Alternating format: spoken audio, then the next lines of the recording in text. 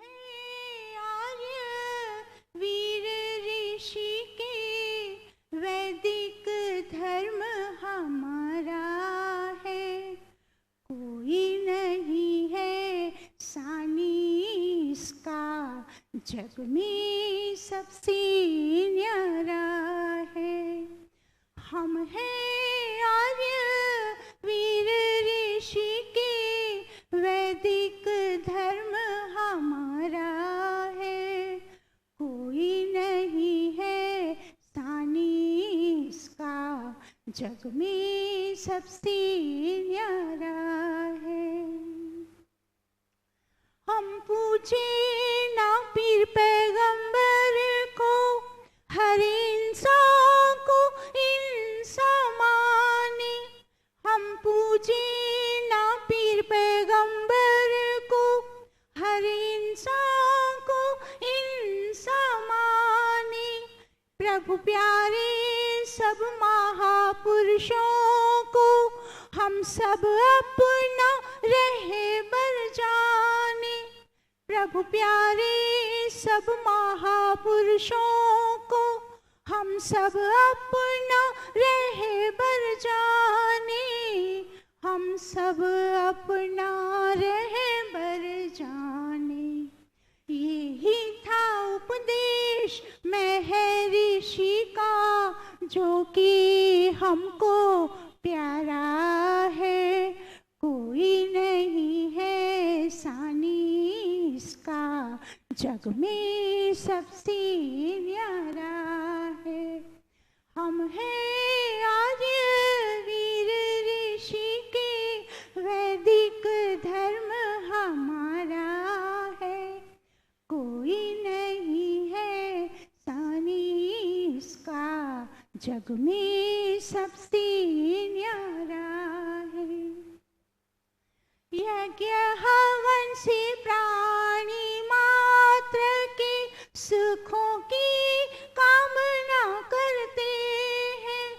यज्ञ हवन से प्राणी मात्र के सुखों की कामना करते हैं।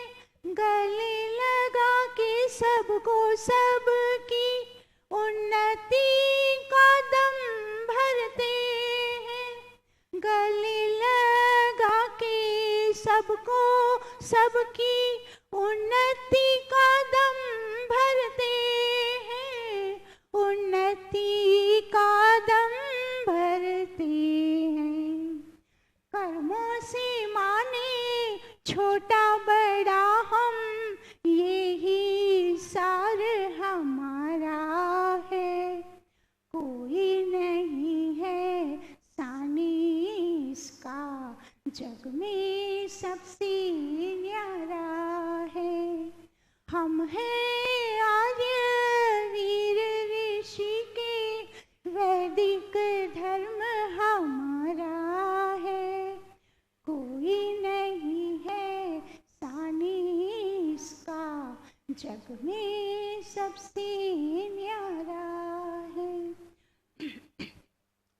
हम कब्रों की पूजा ना करते, जादू टोने से ना घबराए। हम कब्रों की घबराए, हम भूत प्रेतों से ना डरते, झूठे बहकावे में ना आए। हम भूत प्रेतों से ना डरते, झूठे बहकावे में ना आए। झूठे बहकावे में ना आए। सच्चाई पर डट जाते हैं, जैसे डटा ध्रुव तारा है। कोई नहीं है सानी इसका, जग में सबसे न्यारा है। हम हैं आर्य वीर ऋषि के, वैदिक धर्म हमारा है। कोई नहीं है सानी इसका, जग में सबसे न्यारा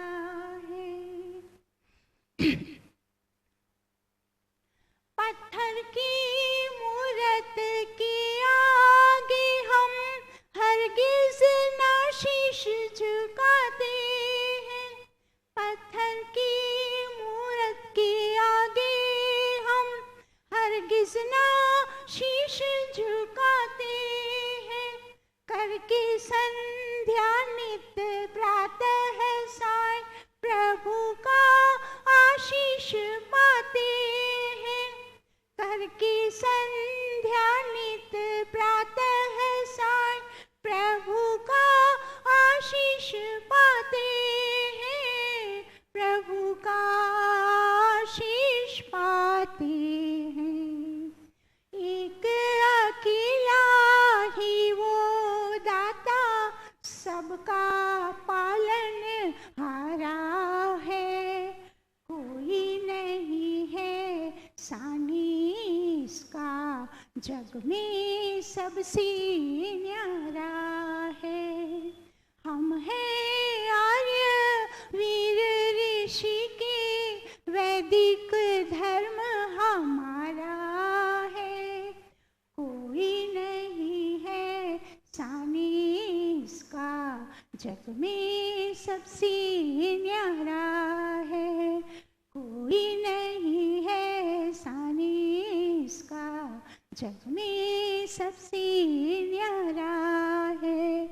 कोई नहीं है सानी इसका जग में सबसे न्यारा है।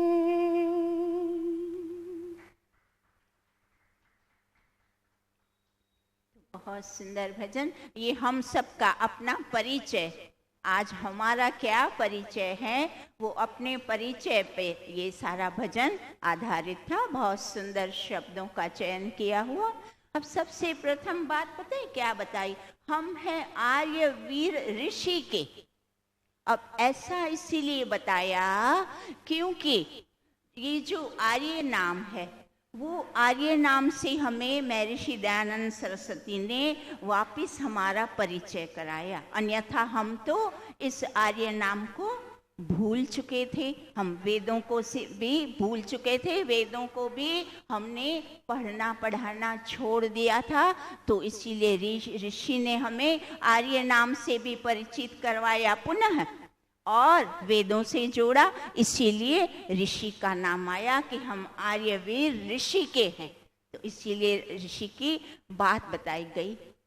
अब ये जो ईश्वर की संतान मनुष्य, वो शुभ और अशुभ दो गुणों के दृष्टि के कारण, दो गुणों की जो दृष्टि के कारण बटे हुए हैं, दो भागों में बटे हुए हैं, आर्य और अनार्य। अब आर्य किसी जाति या संप्रदाय का नाम नहीं।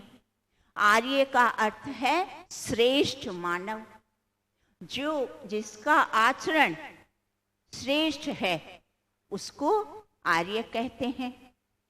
जो सत्यवान है, निष्ठावान है, सदाचारी है, परोपकारी है, ईश्वर के प्रति उसकी पूर्ण आस्था है और जो गुणवान है वो आर्य है। और इसके विपरीत, इसके विरुद्ध जो असत्यवादी है, दुष्ट दुराचारी है, वो अनार्य है। तो इस तरह से आर्य और अनार्य की परिभाषा है। यह कोई जाति नहीं। और ये सारी पृथ्वी ब्रह्मांड पे मात्र दो प्रकार के मनुष्य, एक आर्य और एक अनार्य, बस इतने ही दो भागों में मनुष्य बंट गए हैं। तो हमें क्या सिखाया जा रहा है कि हम सबको आर्य बनना है। सारी पृथ्वी आर्यों के लिए है। तो ऋग्वेद में ईश्वर स्वयं क्या कहते हैं? स्वयं बताते हैं, अहम भूमि ददाम आर्याय, मैं ये जो पृथ्वी है पूरी वो आर्यों को प्रदान करता हूँ। और महर्षि याश क्या बताते हैं? आर्य ईश्वर पुत्र, अर्थात आर्य जो है वो ईश्वर का संतान है, ईश्वर का पुत्र है। और ईश्वर स्वयं भी बताते हैं जो आर्य हैं वो मुझे प्रिय हैं। तो आर्य प्रिय क्यों बनता है? क्योंकि वो सदाचारी है, सद्गुणों से है। तो इसीलिए जिस मनुष्य को आर्य की श्रेणी में आना है उसको क्या करना है? श्रेष्ठ से श्रेष्ठतम बनना है। क्या बनना है? श्रेष्ठ से श्रेष्ठतम, उत्तम से उत्तमम। अपने आचार को, अपने विचार को, अपने व्यवहार को श्रेष्ठ से श्रेष्ठतम बनाना है, उत्तम से और उत्तमम बनाना है। तब व्यक्ति आर्य की श्रेणी में आएगा और फिर जो दूसरे अनार्य हैं उनको अपनी श्रेणी में आर्य बनने के लिए प्रेरित करेगा। जब वो स्वयं सच्चा आर्य होगा तब वो दूसरे को आर्य बना पाएगा, वरना तो मात्र शाब्दिक बातों से तो कुछ भी आज तक न हुआ और ना होगा। तो इस तरह से आर्य की बात बताई और आगे भी इतनी सुंदर बातें भजन में क्या बताया जा रहा है, जो वेदों के सिद्धांत है उसी बातों को यहाँ दोहराया जा रहा है कि आर्य जो है वो क्या करते हैं और क्या नहीं करते, वो सारी बातें बताई जा रही है। तो आर्य क्या करते हैं? जो एक ईश्वर है, जो सर्वव्यापक है, जो कण कण में समाया है, जो अंतर्यामी है, जिसने ये सारे जगत की रचना करी है, उस ईश्वर को मानते हैं, उस ईश्वर को जानते हैं और उस ईश्वर की आज्ञा का पालन करते हैं। और जो व्यक्ति वेदों को पढ़ता है, पढ़ाता है, ईश्वर की आज्ञा का पालन करता है, हम सब उनको आदर्श मानते हैं और उनके पद चिन्हों पर हम चलते हैं। जैसी मार्ग वो दिखाते हैं हम उन्हीं के मार्ग का अनुसरण करते हैं, हम और किसी के भी मार्ग का अनुसरण, यहाँ ये सारी बातें स्पष्ट बताई जा रही हैं। फिर आगे क्या बताया? यज्ञ हवन। यज्ञ हवन हम करते हैं क्यों? क्योंकि इसमें सर्व का भला, जड़ जगत प्राणी जितने भी हैं सबका, वनस्पति वृक्षों का, समस्त सृष्टि का इससे उत्थान होता है, इससे लाभ होता है। इसीलिए सबके लिए सुखकारी हम हवन यज्ञ करते हैं। आर्य क्या करता है? हवन यज्ञ करता है सबकी उन्नति के लिए। फिर कर्मों से हम छोटा बड़ा जाति, जन्मना जाति नहीं। लोग क्या करते हैं? जाति किसको मानते हैं? जहां जन्म हुआ उसको जाति का लेबल थमा दिया। यहाँ वेद क्या कह रहे हैं? आर्य क्या कहता है? ना, हम इस तरह से जन्म वाली जातियों को नहीं मानते। कर्म, जिसके कर्म जैसे वैसे उसका कर्मों से जाना जाता है। व्यक्ति की पहचान, व्यक्ति की जान पहचान और उसका व्यक्तित्व उसके कर्मों से उभरता है, इसीलिए हम उसके कर्मों को जानते हैं।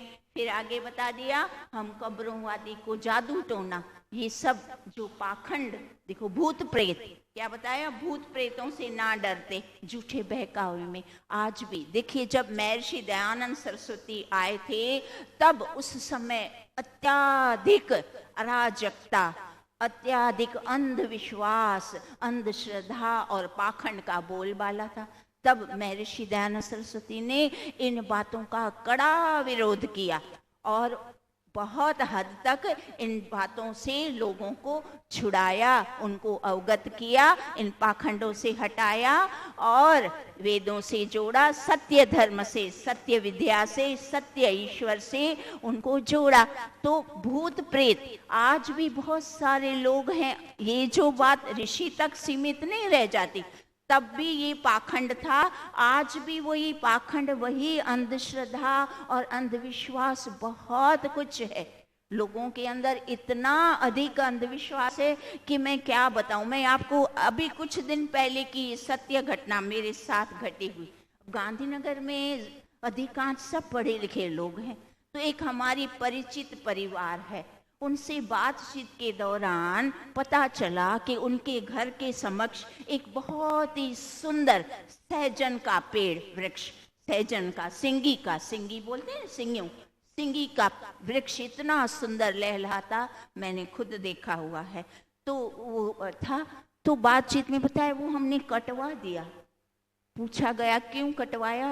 क्योंकि वो वृक्ष है ना हमारे घर में अशांति झगड़े का कारण बनता था, अशुभ था, इसीलिए हमने वृक्ष को कटवाया। आप सोचिए, एक पढ़ा लिखा आदमी, कितनी घोर अविद्या। एक लहलहाता सुंदर वृक्ष जो स्थिर बेचारा स्थावर एक जगह पे खड़ा है, आपको फल दे रहा है, फूल दे रहा है, उसकी पत्तियां तक इतनी अधिक औषधि के तौर पे काम आती है, बहुत अधिक लाभकारी है ये सहजन का पेड़ और सिंगियों के फूल पत्ते पेड़। और वैसे भी कोई साधारण पेड़ भी हमें शीतलता प्रदान करता है, शुद्ध वायु देता है, शीतलता देता है। अब वो भला तुम्हारे घर के झगड़ों का कारण कैसे बन सकता है? आप सोचिए, आज तक इस समय, कुछ 15 दिन की बात है, इस समय भी पढ़े लिखे लोगों की ये मनस्थिति है, इतना अंधविश्वास अभी तक भी फैला है। तो अभी भी क्यों? क्योंकि लोग वेदों से विमुख है ना। अभी भी जितना वेदों का प्रचार प्रसार, वेदों के सिद्धांत जितने जन जागरण में, जन मानस में जितने अधिक पहुंचेंगे, उतना अधिक अंधविश्वास टूटेगा। नहीं तो ये तो असंभव है। इस तरह से और भी एक मैं आपको अभी अभी की ताज़ी घटना बताती हूँ। ये अपने जो राजेश भैया आते हैं, उनकी सोसाइटी में एक संपन्न परिवार का अच्छा व्यक्ति, कपड़े का व्यापारी। अब ये जो पालज गांव है ना, वहाँ पूनम के दिन वो अंगारे, धधकते अंगारे अग्नि के नीचे होते हैं और लोग उस पे चलते हैं। क्यों? हाँ, क्यों चलते हैं? बीच में भी पूनम पे भी चलते हैं। क्यों चलते? कि उससे चलने से हमारी मनोकामनाएं पूर्ण होंगी। अब ये कुछ दिन मुझे भैया ने ही बताया था उनकी सोसाइटी का वाकया, तो करीब करीब 1 महीना 1.5 महीना हुआ। तो वो व्यक्ति इतना संपन्न परिवार का, बड़ा कपड़े का व्यापारी, भैया बता रहे थे, इतना सुख संपन्न, इतना धन है कि क्या बताएं। वो व्यक्ति वो अंगारों पे चलने के लिए गया और अंगारों पे पैर इतने अधिक जल गए कि उसको हॉस्पिटल में एडमिट हुआ। और हॉस्पिटल में एडमिट होने के बावजूद भी उनको डायबिटीज़ की भी थोड़ी समस्या होगी, तो वो जो इतने जख्म बने थे अग्नि पे अंगारों पे चलने से, वो ठीक ही नहीं हुए, व्यक्ति मर गया। आप सोचो, इतनी बड़ी अंधश्रद्धा, कितना इन अंधश्रद्धाओं से कितना दुष्परिणाम आता है, आप सोच लीजिए। और ये और आगे देखिए, अंधश्रद्धाएं कितनी हैं अभी भी। भूत प्रेत हम पढ़े लिखे लोगों के मुंह से सुनते हैं। हमारे वहाँ एक पड़ोस में एक पति पत्नी दोनों सचिवालय में ऑफिसर, उनकी बहू शादी करके आई बेटा, तो कुछ आपस में अनबन, तो वो माई हमेशा कहती उसकी सासू, इसको भूत की छाया है, इसको किसी का भूत प्रेत की छाया है, इसीलिए हमारे घर में झगड़े होते हैं। आप सोचिए, पढ़े लिखे ऑफिसर के पदों पे, अब क्या बताया जाए। भूत, भूत किसको कहते हैं? ये 5 महाभूत हैं, पदार्थ हैं, अग्नि जल वायु पृथ्वी आकाश, इसको 5 महाभूत कहते हैं। ये भूत हैं, इसका नाम भूत है, पदार्थों का नाम भूत है। दूसरा कोई भूत नहीं होता। और दूसरा होता है भूतकाल।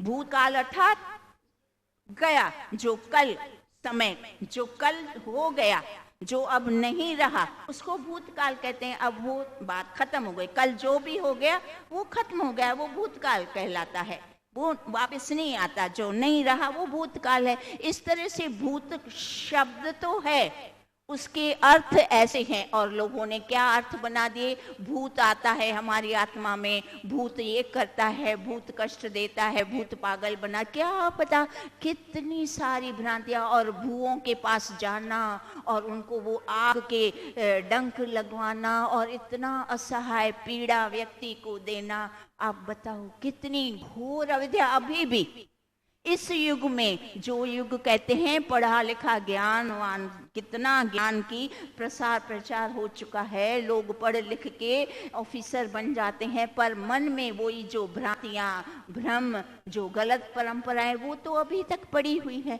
उनको तो वो निकाल ही नहीं पाते। तो इन सबको और दूसरी एक अधिक और उससे भी अधिक मुख्य बात, ये जितने भी माता पिता हैं, जब उनके संतानों की विवाह की बात आती है तब वो कुंडली को पकड़ के बैठ जाते हैं। ये तथाकथित पंडितों के पास पहुंच जाते हैं और वो पंडित उनको उलझाते रहते हैं, तुम्हारे पुत्र को मंगल ग्रह, तुम्हारी पुत्री को शनि ग्रह, क्या पता क्या क्या। अरे ग्रह क्यों? ग्रह तुम्हारी संतानों को बाधित नहीं करता। वो बेचारे ये मंगल ग्रह, शनि ग्रह, कितने सारे ग्रह सौर मंडल में, वो जड़ है बेचारे, ईश्वर की आज्ञा में, जो ईश्वर ने उनको आज्ञा दी है, जैसे चलाता है ईश्वर, उनका चक्कर वैसे वो चलते रहते हैं। वो इंसान के न किसी दुख में न किसी सुख में वो किसी को बाधित नहीं करते। फिर भी आज तक भी पढ़े लिखे क्या जितने भी वेदों को मानने वाले लोग भी कुंडली का पीछा कहाँ छोड़ पाए। अभी तक भी विवाह के समय पुत्र पुत्रियों के कुंडलियां मिलानी, गुण कर्म स्वभाव नहीं मिलाना, जिससे उनकी गृहस्थ आश्रम में सुख शांति समृद्धि आएगी, वो नहीं मिलाना। कुंडलियां मिला के विवाह होते हैं, बताइए क्या फायदा होता है? वही कलह, वही कलेश, वही झगड़े। कुंडली मिलाई थी ना, फिर क्यों हो रहा है? जब कुंडली मिलाई थी तो नहीं होना चाहिए था, तो इतने सारे कलह कलेश और नौबत तो कहाँ तक, तलाक तक। आज तलाक तो जैसे एक सामान्य सी साधारण, पढ़े लिखे हो, कोई अमीर है कोई गरीब है, हर जगह ये हम घटनाएं वारदात सुनने को मिलते हैं। तो कुंडलियों के होते हुए भी ये हो रहा है, फिर भी लोगों को इतनी समझ। आप सोचें, अविद्या का भी एक सीमा होती है, लोगों ने उस सीमा को ही पार कर दिया। जब ये सब कुछ देख रहे हैं फिर भी अपनी संतान विचारों का पूरा उनका भविष्य बिगाड़ देते हैं। और कुंडलियों के चक्कर में पुत्र बड़े हो रहे हैं, पुत्रियां बड़ी हो रही, अच्छी जगह विवाह होना चाहिए था, बस इन कुंडली के चक्करों में वहां न करके, और जहां गुण कर्म स्वभाव नहीं मिल रहे थे मजबूरन वहां किया और अपने संतानों का भविष्य बिगाड़ा, घर परिवार में कलह कलेश शांति। तो ये सारे दुष्परिणाम हैं। इन दुष्परिणामों से बचने के लिए बार बार वेदों के मंत्रों के माध्यम से विद्वान हमें ये सारी बातें बताते हैं कि जन जागरण में, जनमानस में ये सारी बातें हमें और प्रचारित करनी है, ताकि लोग जागरूक होके इसमें से लाभ लें। और आखिर में एक सुंदर बात बता दी कि पत्थर की मूर्त के आगे हम हरगिज ना शीश झुकाते हैं। अब ये आर्य समाजी लोग जो भी हैं वो मूर्ति की पूजा नहीं करते, मानव पूजा और मूर्ति पूजा दोनों का निषेध है। तो वो निषेध उन्होंने अपनी इच्छा से, अपने विचार से नहीं लाए। यह एक, मैं आज वो यजुर्वेद का एक मंत्र हम करते हैं, उससे एकदम से स्पष्ट हो जाएगा कि यह आदर का है। ईश्वर ने यह आदेश दिया है कि मूर्ति की पूजा नहीं करनी, क्योंकि मैं निराकार हूँ, मैं सर्वव्यापक हूँ, मेरी कोई आकृति नहीं, मेरी कोई प्रतिमा नहीं, इसीलिए मेरी प्रतिमा मत बनाना। मैं जैसा हूँ वैसा मुझे समझ के, जान के और मुझे पूजो, मेरा ध्यान करो, मेरी उपासना करो और मुझसे लाभ प्राप्त करो। ये इस मंत्र के माध्यम से हम थोड़ा स्पष्ट, समय थोड़ा है, हम उसमें फटाफट सुनते हैं। तो यजुर्वेद का 32वां अध्याय और मंत्र संख्या 3। ओम न तस्य प्रतिमा अस्ति यस्य नाम महत यशः हिरण्यगर्भम इत्येष मामा हिंसित इति एषा यस्मान् जातः इत्येषः। अब इसका शाब्दिक अर्थ समय के अनुकूल हम एक एक न करके पूरा पदार्थों को जान लेते हैं। तो पदार्थों में क्या बताया जाता है, एक एक शब्द का शाब्दिक अर्थ पहले हम सुनते हैं। तो क्या बताया जा रहा है, हे मनुष्यों, जो पूज्य, बड़ा कीर्ति करने हारा। पहले तो ये इतनी सीधी पहली पंक्ति तो आपको स्वयं समझ में, न तस्य, उस ईश्वर की प्रतिमा, मूर्ति अस्ति, न, उसकी प्रतिमा होती ही नहीं है। और क्या बता दिया, यस्य नाम, उस ईश्वर का जिसका नाम स्मरण, महत, वो जो बड़ा है ईश्वर, पूज्य है ईश्वर, उसका नाम स्मरण पता है क्या है, धर्मयुक्त आचरण करना, धर्मयुक्तों को, कर्म को करना, आचरण करना, ये इसका नाम स्मरण है।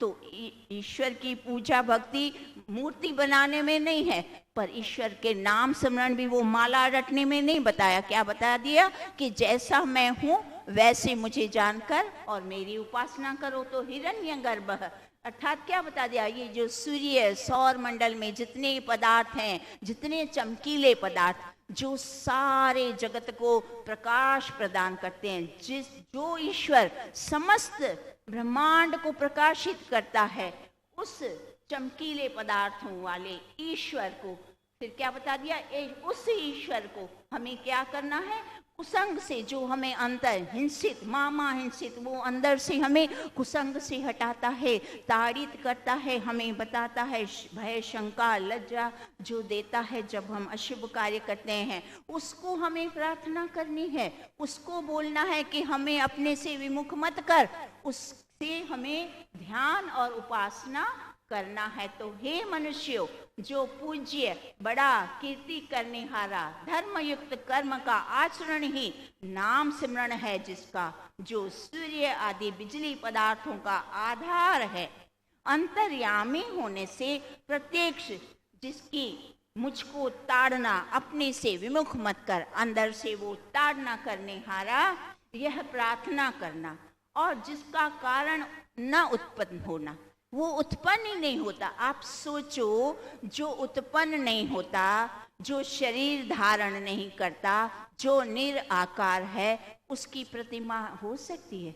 हम आत्मा भी निराकार हैं, पर हमने शरीर धारण किया है, इसीलिए इस शरीर का हमारा फोटो हो सकता है। हमारा शरीर वो फोटो का होता है, ये शरीर का फोटो होता है, मूर्ति होती है, आकृति होती है, शरीर की होती है, आत्मा की नहीं। जैसी आत्मा की नहीं होती वैसी परमात्मा की भी नहीं होती। तो हमें योग्य है उस परमेश्वर की प्रतिमा, प्रतिकृति, मूर्ति या आकृति नहीं है। जिस परमेश्वर की प्रसिद्धि महती कीर्ति है, उसका प्रतिबिंब तस्वीर नहीं है। इतनी स्पष्टता से बता दिया कि उसकी प्रतिमा नहीं होती, उसकी तस्वीर नहीं सकती, उसका प्रतिबिंब नहीं, उसका कोई आकार नहीं है। फिर हे मनुष्यों, जो कभी देहधारी नहीं होता, जिसका कुछ भी परिमाण सीमा नहीं है, जिसकी आज्ञा का पालन ही नाम स्मरण है, जो उपासना किया हुआ अपने उपासकों पर अनुग्रह करता है, वेदों के अनेक स्थलों में जिसका महत्व कहा गया है, जो न मरता, न विकृत होता, न नष्ट होता, उसी की उपासना निरंतर करो। जो इससे भिन्न की उपासना करोगे तो इस महान पाप से युक्त हुए आप लोग दुख कलेशों से नष्ट होगे। तो ये ईश्वर के स्वयं शब्द उन्होंने मंत्र के माध्यम से हमें बता दिया कि ये जो पाखंड में मूर्तियों बना बना के करोड़ों अब्जों ईश्वर का धन हमने उसमें लगा दिया, और उसको झुक के वहाँ धन, और जो जीते जागते बेचारे मानव, कुछ लोग रोटी, कपड़ा, मकान, औषधि, विद्या आदि जो जीवन की आवश्यक चीजें, उनसे वंचित, और ईश्वर कहता है मेरा धन वहां पूर के रख दिया, जिसका कोई न लाभ, किसी मनुष्य को, मेरी संतानों को लाभों से वंचित करके वो धन दबाया। दोष है ये, बहुत बड़ा दंड आएगा। ईश्वर कहता है इसीलिए मुझे मानो, मुझे जानो, मैं जैसा हूं वैसा जानकर मेरी उपासना करो, मेरा ध्यान करो, मेरी भक्ति करो, मेरी पूजा करो, मेरी आज्ञा का पालन, वो ही मेरी भक्ति है, वो ही नाम स्मरण है। तो हमें इतना स्पष्टता से सुंदर रीत से बताया गया कि आर्य क्या है। हमें आर्य की श्रेणी में आने के लिए हमें और श्रेष्ठ से श्रेष्ठतम बनना है। अपने अंदर गुणों का विकास जितना हो सके, गुणों को और विकसित करना है। और गुण विकसित कब होते हैं? ईश्वर, सच्चे ईश्वर की सच्चे ध्यान उपासना से गुणों का विकास होता है। ये सबसे सुंदर उपाय भी ईश्वर ने बता दिया। और मात्र मूर्तियों की पूजा करने से, शीश झुकाने से, आरती, बताओ, ईश्वर ने कहता है मैंने इतने बड़े सूर्य और चंद्रमा 2 दीपक लगा के रख दिए, जो सुबह और शाम दोनों वक्त मेरी आरती उतारते हैं। वो मेरी आरती उतार रहे हैं, तुम्हें छोटा सा दीपक लेके मेरी आरती उतारने की कोई आवश्यकता नहीं। ये तुम समय नष्ट मत करो, अपने आप को मूर्ख मत बनाओ कि मैं ईश्वर की भक्ति कराऊं। ये भक्ति नहीं है, मुझे ये तेरी भक्ति स्वीकार नहीं है।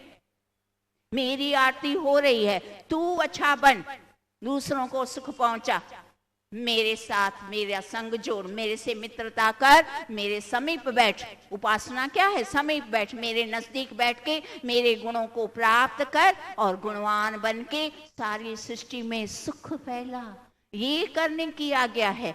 और हम उसके विपरीत, विरुद्ध आज कितने लोग ऐसी पूजा करते हैं? सच बताएं, समस्त ब्रह्मांड में गिने चुने एक अंश भी, 1% मुश्किल से आएगा।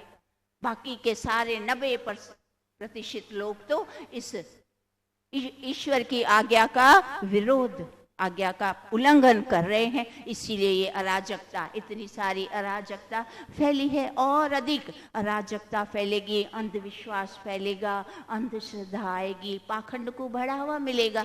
क्यों? क्योंकि हमने ईश्वर की आज्ञा का उल्लंघन कर रहे हैं। जो ईश्वर कहता है वो मानते नहीं है, वो नहीं मान के उसके विरुद्ध कार्य करेंगे तो ये तो होना ही है, ये ही होगा। तो संभव कब होगा?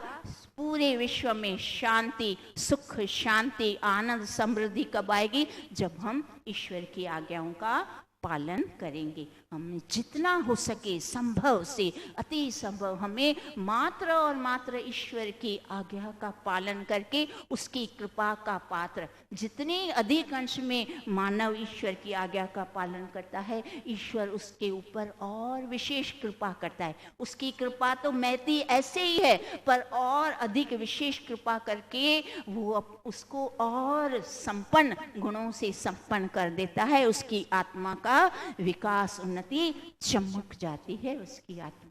तो इसीलिए हमें उस ईश्वर की ध्यान और उपासना करना और एक सच्चा नेक आर्य बन के दूसरों को भी आर्य बनाने की प्रेरणा प्रदान करनी और दूसरों को अपने आचरण से आकर्षित करना।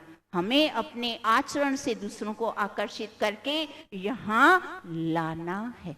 अब हमारा समय हो चुका है, आगे का हम अगला मंत्र अगली कक्षा में करते हैं। ओम द्यौ शांतिरंतरिक्षं शांति पृथ्वी शांति रापः शांति रोषधयः शांति वनस्पतयः शांतिर्विश्वे देवा शांति ब्रह्म शांति सर्वं शांति शांतिरेव शांति सामा शांतिरेति। ओम शांति शांति शांति। सर्वेभ्यो नमः।